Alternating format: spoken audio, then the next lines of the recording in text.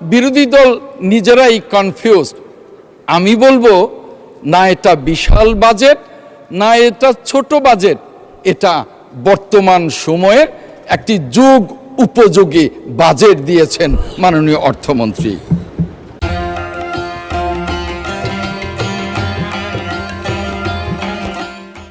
মাননীয় স্পিকার, বিরোধী দলের মাননীয় সদস্যরা বলে থাকেন যে পৃথিবীর উন্নত দেশগুলোতে বাজেটের প্রস্তাবনায় বিরোধী দলকে সম্পৃক্ত করা হয়।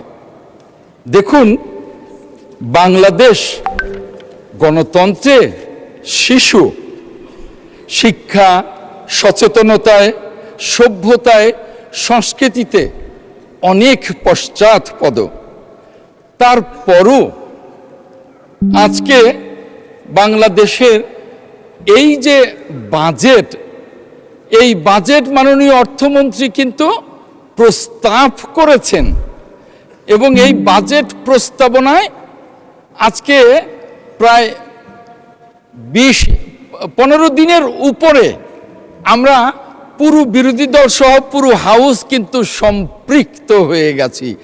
কোথায় যে আমরা বিরোধী দলকে সম্পৃক্ত করছি না? আজকে বিরোধী দল বক্তব্য রাখছে এই বাজেট প্রস্তাবনার উপরে, সরকারি দল বক্তব্য রাখছে বাজেট প্রস্তাবনার উপরে। তাহলে তো আমরা বিরোধী দলকে এই বাজেটে সম্পৃক্ত করছি, পুরো জাতি এই বাজেটে সম্পৃক্ত হচ্ছে। মাননীয়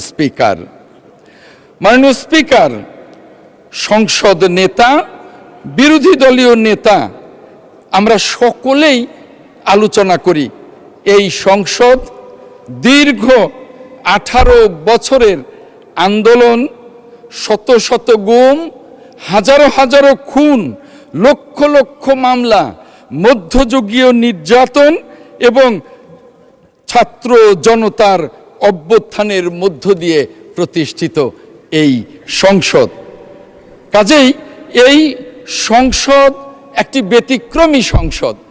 এই সংসদ সেই স্বাধীনতার পর থেকে যে সংসদগুলো এসছে আমরা দেখেছি, আওয়ামী লীগ যতবার সরকারি দলে গেছে ততবার স্বৈরাচারী রূপ নিয়েছে, যতবার বিরোধী দলে গেছে ততবার সরকারকে অসহযোগিতা করেছে।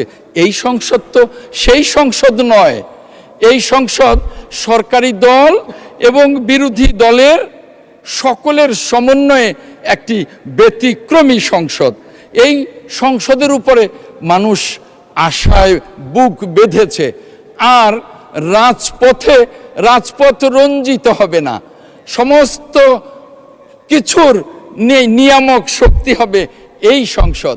মাননীয় বিরোধী দলীয় নেতা আজকে ওনার বক্তব্যে বলেছেন যে আমরা সকল কিছুই এই সংসদে আমরা শেষ করব, এই সংসদের মধ্য দিয়েই আমাদের উন্নয়ন, আমাদের আলোচনা, আমরা বাংলাদেশটাকে এগিয়ে নিয়ে যাব।